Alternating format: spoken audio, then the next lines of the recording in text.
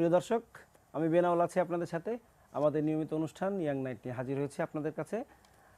আজকে আমরা এমন একজন গেস্টকে আপনাদের সামনে উপস্থিত করেছি। তার বয়স মাত্র 21 বছর বয়স। এই 21 বছর বয়সে সে একজন উদ্যোক্তা। সে একটি প্রতিষ্ঠানের ব্যবস্থাপনা পরিচালক বা সিইও যা বলেন, যে এই অল্প বয়সে সে কিভাবে একটা প্রত্যন্ত অঞ্চল থেকে বাংলাদেশের, সেটা আবার ঢাকা শহরের বাইরে ময়মনসিংহে ভালুকা থেকে একটা গ্রাম থেকে সে কিভাবে স্ট্রাগল করে আজকে এ পর্যায়ে এসেছে। সে তার প্রতিষ্ঠানে 5 জন 6 জন বা আরও বেশি লোকের কর্মসংস্থানের ব্যবস্থা করেছে। তা আমরা ইত্যাদি বিষয় সম্পর্কে কথা বলবো। তার নাম মোহাম্মদ আরাফাত রহমান। তিনি সফটএভার নামে একটি প্রতিষ্ঠানের ব্যবস্থাপনা পরিচালক। আরাফাত, আপনাকে স্বাগত জানাচ্ছি স্টুডিওতে। আর দর্শক, আপনাদের বলে রাখি, আপনারা আরাফাতকে তার উদ্যোক্তা জীবনের গল্প এবং তার কাছ থেকে কোনো কিছু জানার থাকলে বা কোনো মতামত দিতে চাইলে 81892117 নম্বরে, আমি আবার বলছি 81892117 নম্বরে ফোন করবেন। আর আমাদের সাথে স্কাইপিতে যুক্ত হয়েছেন আর একজন উদ্যোক্তা আর কি, আসলে তিনি বিল অ্যান্সারের সিইও আমাদের শফিউল আলম। তিনি আমরা দেখতে পাবো তাকে, তার কাছ থেকে গল্প শুনবো যে তিনিও কিভাবে তরুণ উদ্যোক্তা যারা আছেন নবীন তাদেরকে কিভাবে সাপোর্ট করছেন এবং তিনি কিভাবে তার সময়ে কিভাবে স্ট্রাগল করেছিলেন সেই বিষয়গুলো নিয়ে আমরা কথা বলার চেষ্টা করব। তো প্রিয় দর্শক, আমরা শুরুতে যে কাজটি করব সেটা হচ্ছে আমাদের আজকের প্রধান দৈনিক সংবাদপত্রগুলো অনলাইন সংস্করণ যেটা আছে সেটা একটু হেডলাইনগুলো একটু দেখব, দেখার পরে আমরা মূল আলোচনাতে ফিরে যাব। তো শুরু করা যাক। আমরা প্রথমেই দেখতে পাচ্ছি আমরা ঢাকা ট্রিবিউনের হেডলাইনে যে চোখে পড়ছে যে চলতি সপ্তাহে সার্চ কমিটি।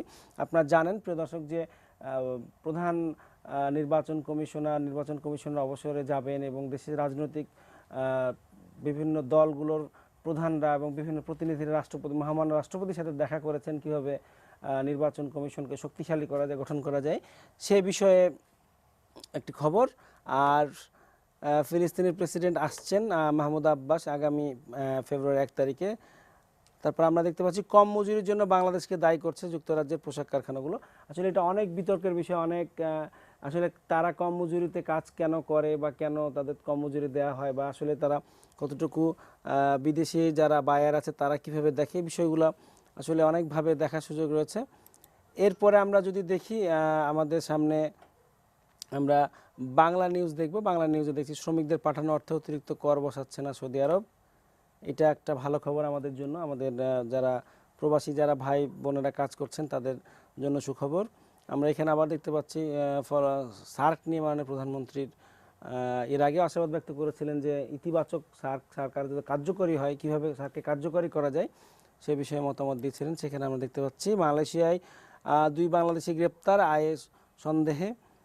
আপনারা জানেন যে কয়েকদিন আগে রাজীব গান্ধী যে গুলশান হামলার অন্যতম মাস্টারমাইন্ড, তিনি ধরা পড়ছেন এবং গতকালকে স্বীকারোক্তিও দিয়েছেন। আর মাননীয় প্রধানমন্ত্রী আমরা দেখেছি যে উনি পুলিশের গাড়ি বিকলে বিড়ম্বনা স্মৃতিচারণ করছেন। পুলিশ সপ্তাহ শুরু হয়েছে গতকালকে থেকে 23 জানুয়ারি থেকে।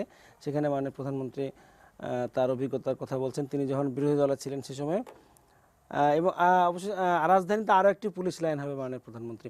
তো মোটামুটি এই ছিল প্রধান সংবাদপত্রগুলো অনলাইন সংস্করণের যে শিরোনামগুলো আপনাদের সাথে শেয়ার করলাম। আমরা এবার আমাদের মূল আলোচনা, যার জন্য আমরা অপেক্ষা করছি, যে আরাফাত আসছেন ময়মনসিংহ থেকে। আরাফাত, আপনার কাছ থেকে শুনতে চাইবো যে এই যে উদ্যোক্তা হয়ে উঠলেন আপনি, এই বয়সে যখন অনেকে কলেজে পড়ে বা ইউনিভার্সিটিতে ভর্তি হওয়ার জন্য বা ফার্স্ট ইয়ার সেকেন্ড ইয়ারে পড়ে, তখন আপনি মোটামুটি বেশ কিছু জিনিস দেখছেন, খুব কাছাকাছি অনেক কঠিন জিনিস দেখছেন, স্ট্রাগল করছেন, ফাইট করছেন, এবং এখন অনেক পরিণত। হয়তো আপনার বয়স কম কিন্তু আপনার অভিজ্ঞতাটা কম, ছোট না। কিভাবে এই উদ্যোক্তা হয়ে ওঠা, যে স্বপ্ন ছিল নাকি হঠাৎ করে হয়ে গেছেন উদ্যোক্তা? আমি আমার শুরুটা বলি প্রথম থেকে। ছোটবেলা থেকে আমার ইলেকট্রনিক্সের প্রতি খুব আকর্ষণ ছিল। তো সর্বপ্রথমে মোবাইল হাতে পাই 2008 সালে। তখন আমি ক্লাস 6-এ পড়ি। মাল্টিমিডিয়া একটা সেট, নোকিয়া 3110 এই মডেলের। তো ওইটার মাধ্যমে আমার ইন্টারনেটের সংস্পর্শে আসা। তো ক্লাস 6, 7, 8 এই 3 বছর মোটামুটি ইন্টারনেটের প্রতি বেসিক ধারণাটা হয়, ব্রাউজটা শিখি। তো 2010 সালে আমাদের থেকে জেডিসি পরীক্ষা হয় আর কি, জেডিসি জেএসসি পরীক্ষা। তো ওই পরীক্ষার আগে আমি কিছু গিফট পাই আমার আত্মীয় স্বজন মা থেকে।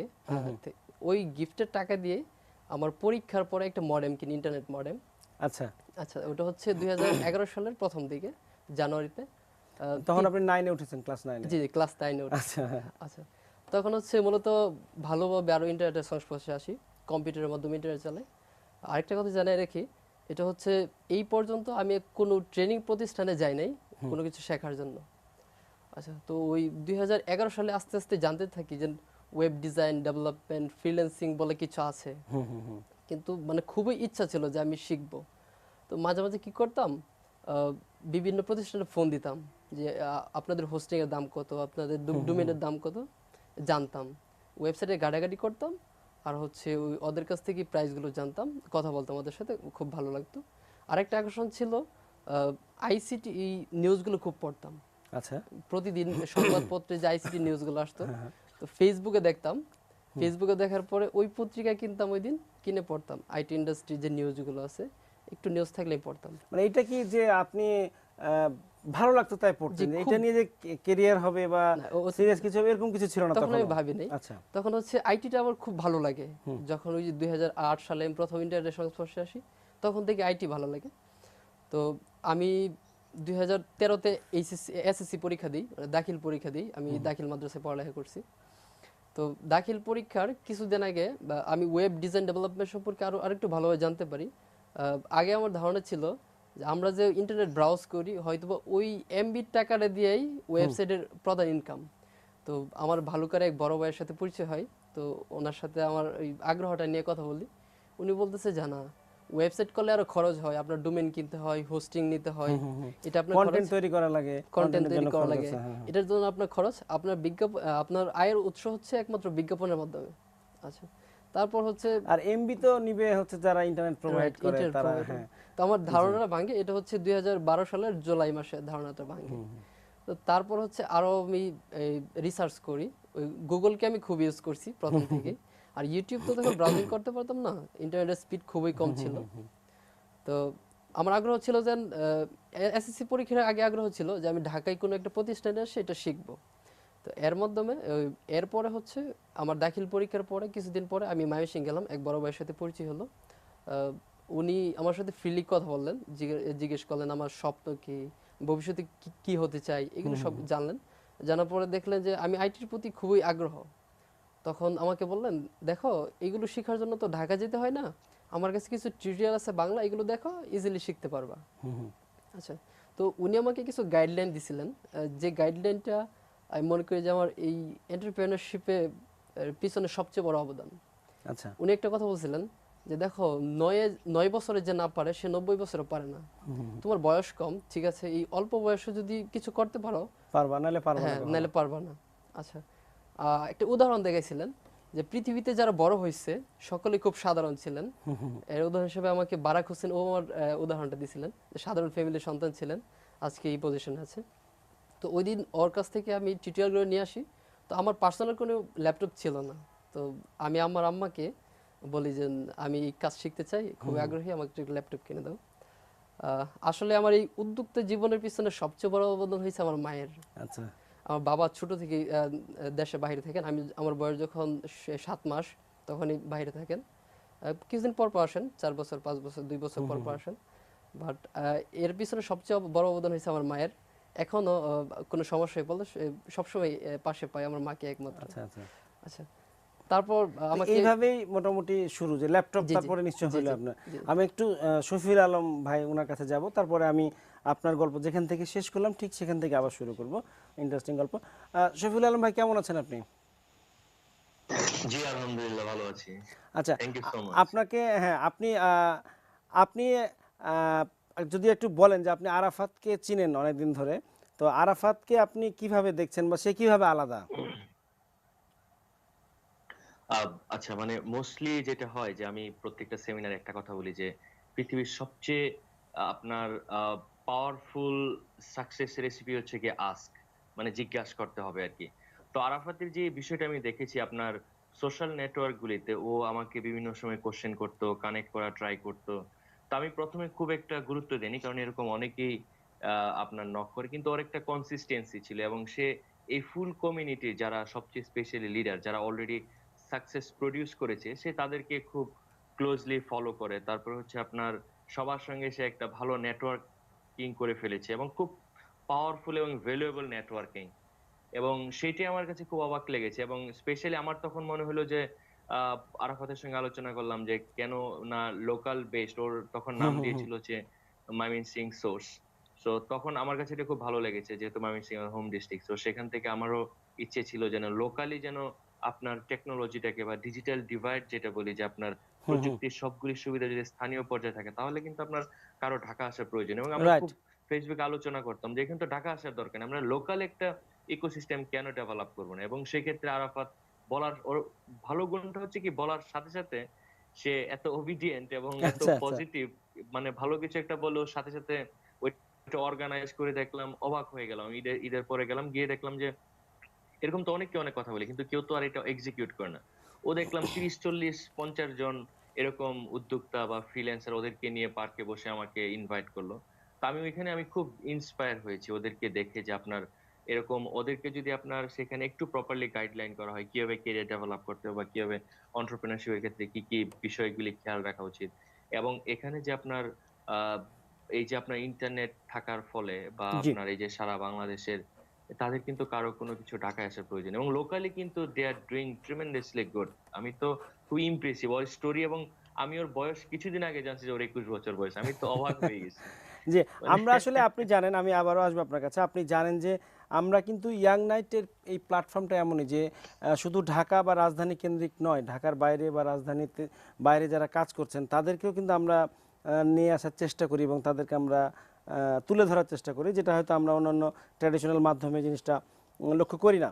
তো আমি আবার আরাফাত আপনার কাছ থেকে শুনবো যে আপনি মাকে বললেন যে আমাকে একটা ল্যাপটপ কিনে না দিলে তো আমার আর হচ্ছে না। আচ্ছা আচ্ছা। তো তখন আমার মা হচ্ছে কি এমন যে আমার ভালো সব কাজগুলোকে প্রাধান্য দেয় ছোট আচ্ছা। থেকেই।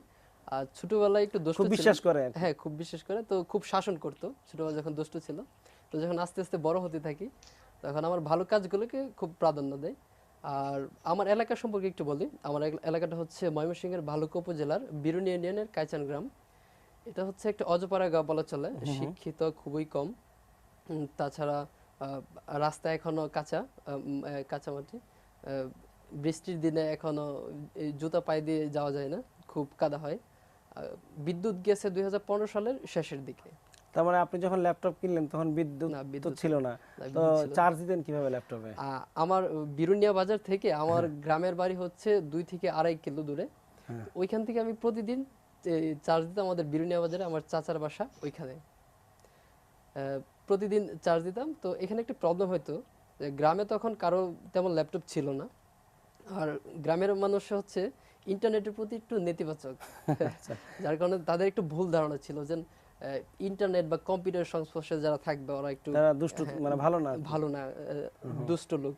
তারপর হচ্ছে যে কম্পিউটারের মাধ্যমে কি করা যায়, কম্পিউটারের মাধ্যমে ছবি তোলা যায়, মানে স্টুডিওর যে কাজগুলো করা যায় এগুলো তারপর মোবাইলে গান লোড করা যায়। মোবাইলে গান লোড করা যায়, মেমোরি লোড করা যায়, মেমোরি লোড করে কিছু ইনকাম হয় আর ওই স্টুডিওর কাজ দ্বারা বা টাইপিং আচ্ছা, এটাই বুঝে। এর বাইরে আর কোনো আচ্ছা, কাজ আচ্ছা। নাই। তখন আমি যখন বলতাম যে ইন্টারনেট আমি ফ্রিল্যান্সিং করব, আউটসোর্সিং করব, দেশের বাইরে কাজ করব, তো এগুলো বিশ্বাস করতো না, হাসাহাসি করতো। তো মানে এই পজিশনটা কি 1-1.5 মাস পরে এমন হলো আমার ল্যাপটপটা লুকিয়ে নিয়ে যেতে হতো বাজারে। আমার বাজারে যে ব্যাগ ছিল ওইটার ভিতরে নিয়ে যেতাম, তাহলে বুঝতো না যেটা ল্যাপটপ নিয়ে যেতেছি। তো আমি যখন ইন্টারনেটের সংস্পর্শে মোটামুটি ভালোভাবে চলে আসলাম তখন আমার ফ্রেন্ড সার্কেল বা আশপাশে যারা আছে ওদের থেকে একটু দূরে সরে গেলাম। কারণ হচ্ছে ওরা এই জিনিসটাকে কেউ দেখতে পারে না, পজিটিভলি নিতে পারে না। আমি হচ্ছে আস্তে আস্তে ন্যাশনাল ইন্ডাস্ট্রির যারা আছে ওদের সাথে আস্তে আস্তে কানেক্ট হওয়া শুরু করলাম। তো আসলে আমি ব্যাপারটা বুঝে গেলাম যে ফ্রিল্যান্সিং, আউটসোর্সিং, আইটি ইন্ডাস্ট্রি কি, আস্তে আস্তে ধারণা আসা শুরু করলো। আচ্ছা, তারপর হচ্ছে আগস্টের দিকে একটা কাজ পাই। ফার্স্ট হচ্ছে আচ্ছা, আমি একজন দর্শক আছেন ফোনে, আমি দর্শকের ফোনটা নিয়ে তারপর আমি আবার আপনার কাছে আসবো। প্রিয় দর্শক, আপনার নাম পরিচয় বলে কথা বলুন।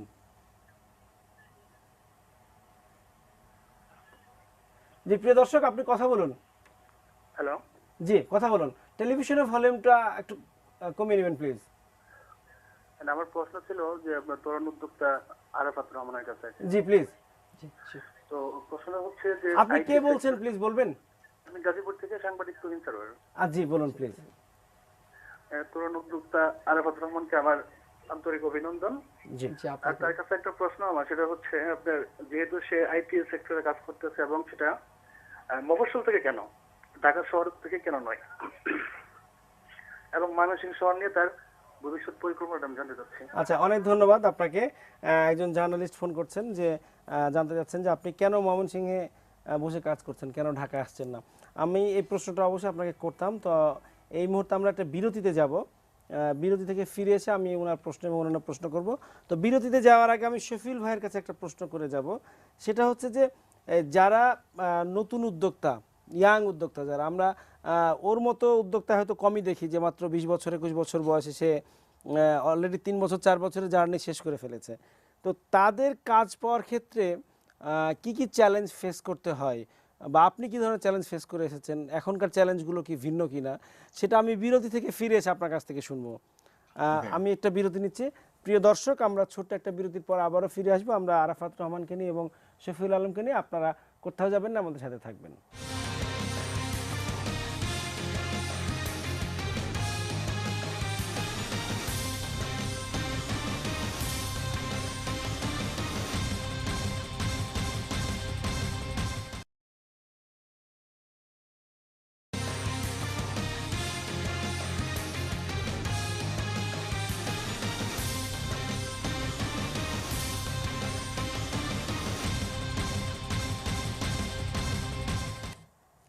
প্রিয় দর্শক, বিরতির পরে আবারও ফিরে আসলাম। আমাদের তরুণ উদ্যোক্তা, আসলে তরুণ না, আরও তরুণের চেয়ে কম বয়সী নবীন উদ্যোক্তা মোহাম্মদ আরাফাত রহমান, তিনি ময়মনসিংহ ভালুকা থেকে এসেছেন এবং স্কাইপিতে আমাদের সাথে যুক্ত আছেন শফিউল আলম, তিনি বিল অ্যান্সারের সিইও, তিনিও উদ্যোক্তা আর কি। তিনিও শুরু করেছিলেন এক সময়। আমি বিরতিতে যাওয়ার আগে শফিউল আলম ভাই আপনার কাছে জানতে চেয়েছিলাম যে এই তরুণ উদ্যোক্তাদের কাজ পাওয়ার ক্ষেত্রে এক ধরনের চ্যালেঞ্জ হয় যে শুরুটা হতে অনেক দেরি হয়ে যায়। সেক্ষেত্রে কি ধরনের চ্যালেঞ্জ তারা ফেস করছে বা এখন কি অবস্থা? জি, আপনি বলুন। হ্যাঁ, আহ, জি, থ্যাংক ইউ। জি জি একটা হচ্ছে যে আপনার যারা ফ্রিল্যান্সিং করে আপনার তরুণ উদ্যোক্তার ক্ষেত্রে, আরেকজন হচ্ছে কি আপনার যারা কোনো প্রোডাক্ট ডেভেলপ করেন বা জি আইটি বা আইটিএস রিলেটেড। তো সেখানে আপনার বিষয়টা হচ্ছে আপনার স্কিল ডেফিনেটলি, সেটা আপনার যে কোনো তরুণ উদ্যোক্তাদের ক্ষেত্রে, যেহেতু সারা পৃথিবীটা হচ্ছে কি আপনার ওপেন, যেটা আরাফাতের এক্সাম্পল থেকে কিন্তু আমরা বুঝতে পারি যে আপনার একটা ফোন দিয়ে সে কিন্তু আপনার সারা পৃথিবীতে উইকিপিডিয়া, ইউটিউব বা জি গুগল সব ইনফরমেশন পাচ্ছে। কিন্তু একজন উদ্যোক্তা অথবা একজন ফ্রিল্যান্সার সে ক্যালিফোর্নিয়াতে বসে, ইউএসএ তে বসে তার যে ফেসিলিটি গুলি আছে, সেম ফেসিলিটি গুলি কিন্তু আপনার আরাফাত ময়মনসিং থেকেও পেয়েছে। হয়তো সেখানে আপনার ইন্টারনেটের স্পিডের কিছু তারতম্য হতে পারে, বাট বেসিক ইনফরমেশন বা অ্যাক্সেস অফ ইনফরমেশন বা ডিজিটাল ডিভাইস ইজ সেম। হুম হুম আমার কাছে মনে হয় যে একটা চ্যালেঞ্জ হচ্ছে গিয়ে আহ, দেখা যায় যে আপনার অনেক স্কিলড ম্যান পাওয়ার পাওয়াটা ডিফিকাল্ট তরুণ উদ্যোক্তাদের ক্ষেত্রে যারা রাইট। তথ্য প্রযুক্তি নিয়ে কাজ করে। সেক্ষেত্রে আরাফাত আমাকে কয়েকবার জিজ্ঞাসা করেছে, বলেছে যে আমি কিভাবে অর্গানোগ্রামটা সাজাবো বা কাকে কাকে পিক করব। তো ওইটা একটা চ্যালেঞ্জ আছে। আমি মনে করি যে আপনার লোকাল যে রিসোর্স গুলি আছে, যে তার জি মতো জি হয়তো জি এরকম আরো 10-15 জন যদি বা আরাফাত থাকে, তাহলে হয়তো তার বিজনেস ডেভেলপ করতে খুব সুবিধা হতো। রাইট। বাট এছাড়া আমি যেটা মনে করি যে আপনার বিশেষ কোনো চ্যালেঞ্জ নেই। সে আপনার চাইলে ময়মনসিং থেকে বসেও কিন্তু ঢাকাতে কাউকে হায়ার করতে পারে, যে তার মার্কেটিংটা দেখে দিবে বা সে ওইখানে আপনার অনলাইনে কাজ করবে ডিজিটাল মার্কেটিং এ। এটি কিন্তু আপনার বেনিফিট, আপনার কানেক্টিং আপনার devices G and G, equipment সারা পৃথিবীতেই মানে কিন্তু কোথায় চাইলে, আছি যেমন বা আমি একদম আমার কলিগরা কোথায় আছে রাইট, এটা এটা কোনো কোনো ব্যাপার কোনো না। কিছু ম্যাটার করছে না। জি জি, জি আমি জি জি আবারও জি আপনার জি কাছে সেটাই। আসবো শফিউল ভাই। আমি আবার আরাফাত, আপনার প্রথম কাজটা বলেন কি? মানে আমি যে চ্যালেঞ্জ নিয়ে কথা বলছিলাম শফিউল ভাইয়ের সাথে, আচ্ছা, আপনি কিভাবে প্রথম কাজটা পেলেন? আমি প্রথম ওই এপ্রিলের শেষের দিকে কম্পিউটার কিনি। কম্পিউটার কেনার পরে কাজ শুরু করি, কাজ শেখা শুরু করি। তো আমি প্রথম ওয়ার্ডপ্রেস নিয়ে কাজ করতাম, ওয়ার্ডপ্রেস ডেভেলপমেন্ট, থিম ডেভেলপমেন্ট। তো জুলাই আগস্ট মাসে একটা কাজ পাই ঢাকাতে। তো আমি তখনও ছোট, দাড়ি হয় না এখনো। আচ্ছা। আচ্ছা, খুবই ছোট। এক বড় ভাইয়ের সাথে আসি। তো উনি ওই সম্পাদকের সাথে পরিচয় করায় দিলেন এবং এই ওয়েবসাইট সম্পর্কে বোঝাতে বললেন। তো আমি এটা সুন্দর করে সাজিয়ে গুছিয়ে বলি। হ্যাঁ হ্যাঁ। তো এর আগে আমার একটা পোর্টফোলিও সাইট বানানো ছিল একটা নিউজ পোর্টালের। ওই সাইটটা দেখানোর পরে বুঝতে পারলো যে হ্যাঁ, উনি বানাতে পারবে সাইটটা। তারপর উনি কাজটা দিয়ে দেয়। কাজটা হয়তো আমার এখনকার জন্য অনেক কম টাকা, বাট তখনকার জন্য অনেক টাকা ছিল। ওয়েবসাইটের জন্য 12,000 টাকা নিয়েছিলাম। আচ্ছা, এটা আপনার প্রথম প্রথম কাজ? জি, প্রথম কাজ। তখনকার সময় 12,000 টাকা এখন 12 কোটি টাকার মতো অনেকটা। কারণ হচ্ছে আপনার হ্যাঁ, হ্যাঁ, আপনার এত টাকার দরকার ছিল না তো। দরকার ছিল না। 10 টাকা হলে আমার 1 সপ্তাহে চলে যেত। কারণ হচ্ছে আমার খরচ হচ্ছে যে ইন্টারনেট এমবি কিনা, হ্যাঁ, এর বাইরে আর কোনো ডাটা খরচ কিনা। নাই।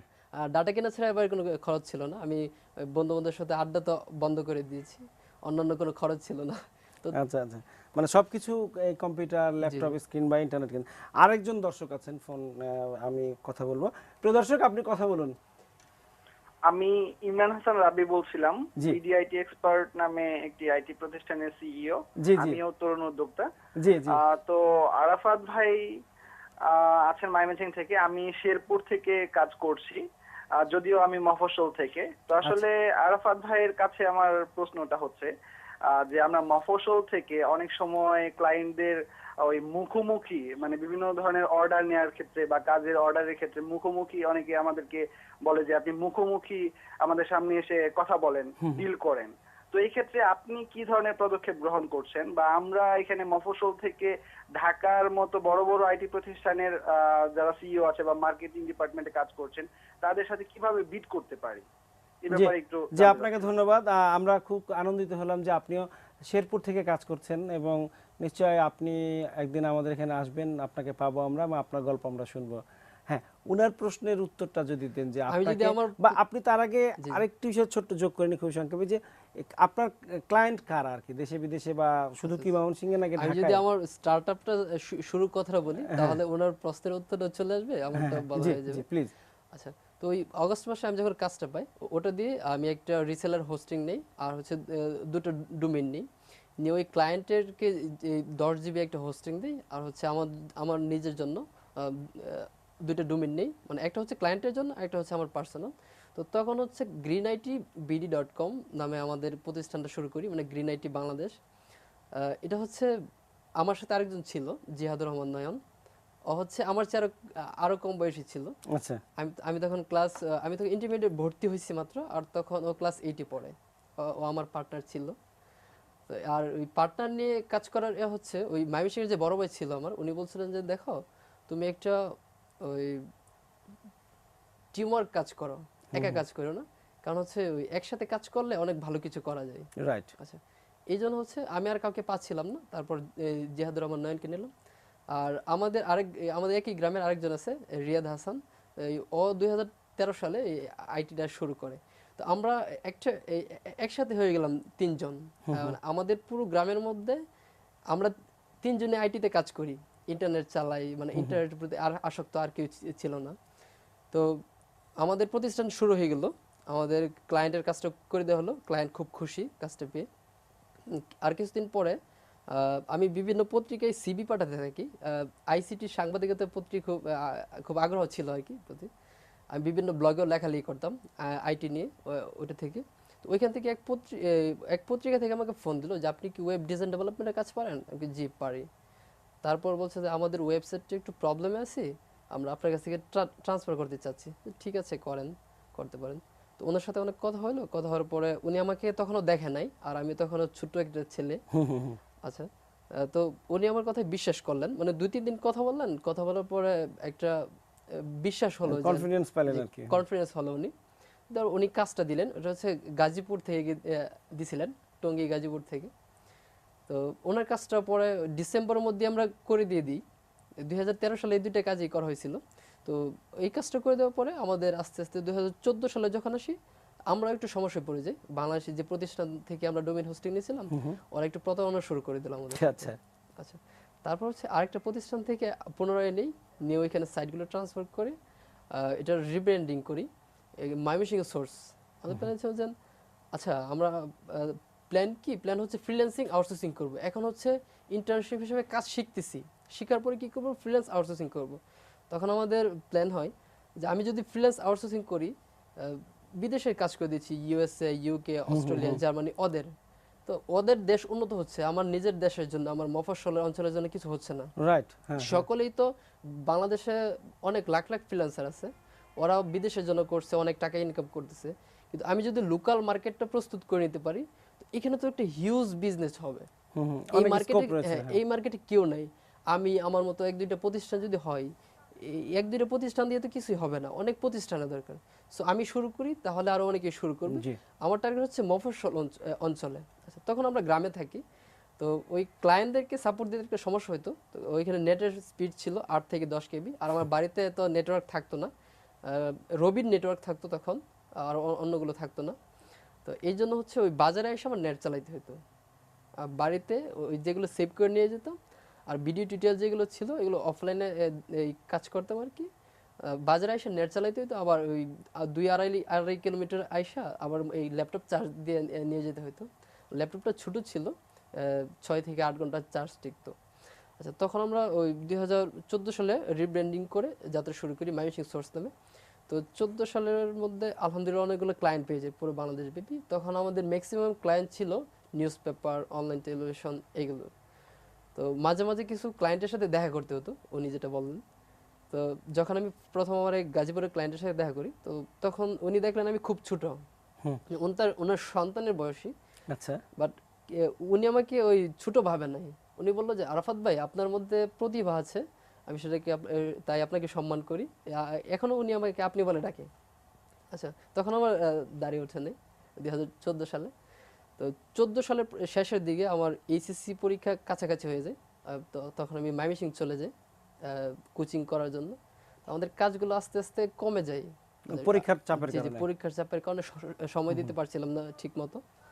তো 15 সালে পরীক্ষার পরে আমার প্ল্যান হয় যে আমি এটা ছেড়ে দেবো, এটাতে ইনকাম কম, আমি এই মার্কেটিংয়ে চলে যাবো, সিপিএ মার্কেটিংয়ে। ক্রেগলিস্ট নামে একটা মার্কেট আছে ইউএসএ, এটা আসলে তারপর যে জানতে পারছি যে স্প্যামিং, তো ওইখানে অনেক ডলার, ওই লুবে আমি ওইখানে এখানে চলে তারপরে কি গেছিলাম। আপনি লস করেন? জি, প্রচুর লস মানে করি, অনেক ডাউন হয়। অনেক ডাউন আচ্ছা, হয়। আমি তারপরে আমাদের হাতে খুবই কম মাত্র 2-3 মিনিট সময় আছে। আমি শফিউল ভাইয়ের কাছে ছোট্ট করে জানতে চাইবো, শফিউল ভাই, রাজধানীকে কেন্দ্র করে কিন্তু সারা পৃথিবীতে বড় বড় দেশে আপনি ঘুরেছেন, দেখেছেন যে রাজধানীর বাইরে কিন্তু, সেটা সিলিকন ভ্যালি হোক বা কি বলে গুরগাঁও হোক বা ইন্ডিয়াতে বিভিন্ন জায়গায়, তো ময়মনসিংহে বা অন্য কোথাও এরকম কোনো কিছু তৈরি হচ্ছে কিনা যে রাজধানীর উপর ডিপেন্ড না করে তাদের মতো করে তৈরি করা?